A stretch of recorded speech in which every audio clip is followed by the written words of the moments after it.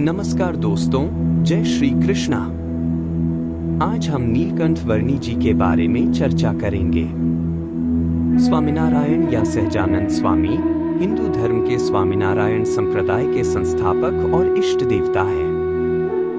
इन्हें नीलकंठ वर्णी के नाम से भी जाना जाता है।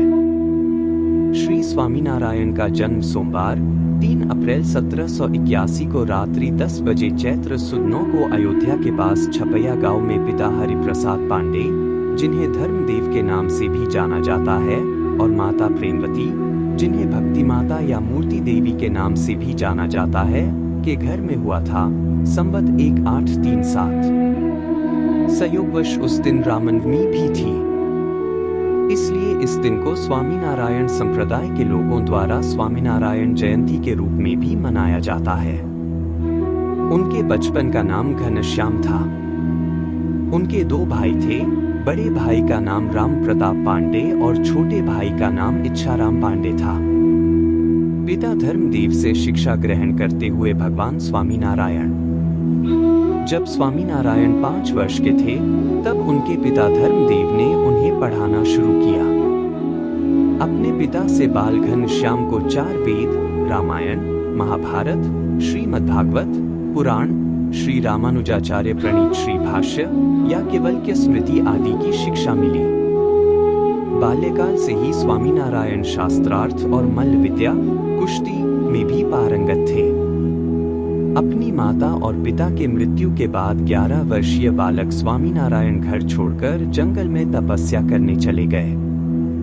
उनके तेजस्वी रूप और तपस्या शिवजी जैसी होने के कारण लोग स्वामीनारायण को नीलकंठ वर्णी नाम से जानने लगे।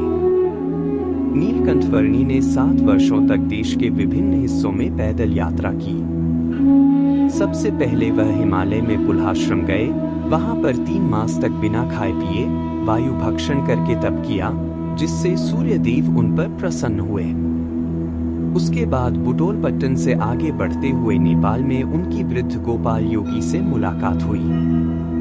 1 वर्ष तक उनके साथ रहकर अष्टांग योग सीखा। हिमालय के जंगलों से निकलकर पूरे दक्षिण भारत और महाराष्ट्र के तीर्थों की यात्रा की। साथ ही में तोतादरी में श्री संप्रदाय और रामानुजाचार्य जी के ग्रंथों का अभ्यास पूर्ण किया। नीलकंठ वर्णी ने गृह त्याग करके 7 वर्षों में पूरे भारत, नेपाल, भूटान आदि देशों के तीर्थों की पैदल यात्रा की। इस दौरान हजारों लोगों का जीवन परिवर्तन करके अपना अनुयायी बनाया। अंत में गुजरात में विचरण करते हुए उन्हें उद्गव के अवतार रामानंद स्वामी मिले।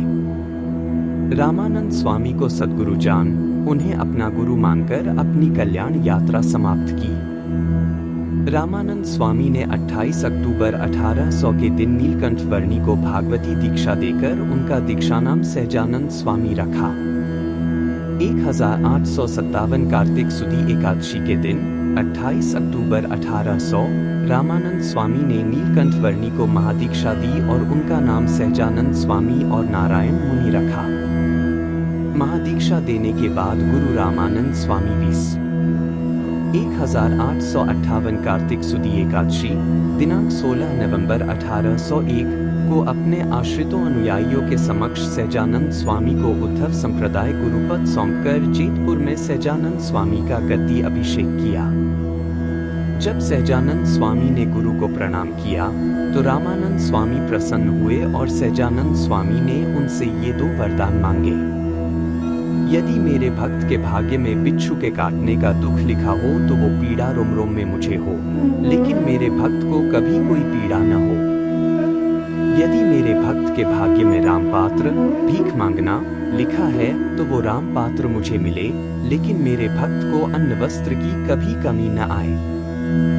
रामानंद स्वामी का निधन संवत 1858 ईस 1801 में मागशर सुद 13 को हुआ। तब सहजानंद स्वामी ने फ्रेनी गांव में अपनी पहली सभा की और अपने अनुयायियों से अपने स्वामीनारायण मंत्र का जाप करने को कहा। तब से उद्धव संप्रदाय को स्वामीनारायण संप्रदाय के नाम से जाना जाने लगा। तब से स्वामी सहजानंद भगवान स्वामीनारायण के रूप में प्रसिद्ध हो गए। गुजरात के क्षत्रिय काठी दरबारों के राजा पहले से ही स्वामीनारायण को बहुत मानते थे, तब से उन्हें काढ़ियों का भगवान के नाम से भी जाना जाता था। उस समय स्वामीनारायण ने वड़ताल के जोबनपगी, उपलेटा के वेरा भाई जैसे भयानक और कुख्यात लुटेरों को अपना अनुयायी बनाया। स्वामीनारायण भगवान ने छोटी बालिकाओं की हत्या करने की प्रथा को बंद करवाया, अपनी आश्रित सभी स्त्रियों को शिक्षित बनाया। श्री स्वामीनारायण ने सती प्रथा, पशु बलि, तांत्रिक अनुष्ठान, छुआछूत और व्यसनों का भी विरोध किया। भगवान स्वामीनारायण ज्यादातर दलितों, अछूतों और गरीबों के साथ ही रहते थे। उन्होंने दलितों और गरीबों के सामाजिक, आध्यात्मिक विकास पर पूरा जोर दिया। उन्होंने 3000 से अधिक संतों को दीक्षा दी और लाखों अनुयायी बनाए। उनके जीवन काल में ही लाखों लोग भगवान स्वामीनारायण को परमात्मा मानकर उनकी भक्ति करने लगे थे। अपने अनुयायियों को नियम धर्म में रखने के लिए शिक्षापत्री संस्कृत में लिखी। भगवान स्वामीनारायण के उपदेश वचनामृत ग्रंथ में संग्रहित है।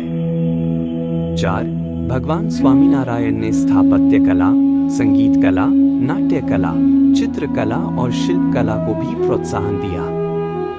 उन्होंने अहमदाबाद, भुज, वड़ताल, जूनागढ़, धोलेरा और गढ़ड़ा में शिखरबद्ध मंदिरों का निर्माण कराया। उनके इन प्रयासों के कारण स्वामीनारायण संप्रदाय का खूब विकास हुआ। सांप्रदायिक ग्रंथों के अनुसार, जब भगवान स्वामीनारायण को लगा कि उनके अवतार के सभी उद्देश्य पूरे हो गए हैं, तो उन्होंने भोजन और पानी त्याग दिया और विचरण करना भी बंद कर दिया। संवत 1883, जेठ सुद दशम, 1 जून 1830 के दिन उन्होंने यौगिक कलाओं के माध्यम से अपने भौतिक शरीर का त्याग किया। उनका अंतिम संस्कार गढ़डा में दरबार श्री दादा बापू खाचर के लक्ष्मीवाड़ी में रघुवीर जी और अयोध्या प्रसाद द्वारा किया गया था। धार्मिक ग्रंथों के अनुसार, भगवान स्वामीनारायण ने धाम गमन से पहले संप्रदाय के व्यवस्थापन की जिम्मेदारी धर्मवंशी आचार्यों को सौंपी थी, जबकि गुणातीतानंद स्वामी को अपनी आध्यात्मिक विरासत गोपालानंद स्वामी को दी थी।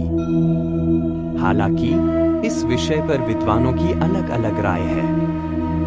अगर हमारी वीडियो अच्छी लगी हो तो कृपया हमारे चैनल को सब्सक्राइब करें और हमारे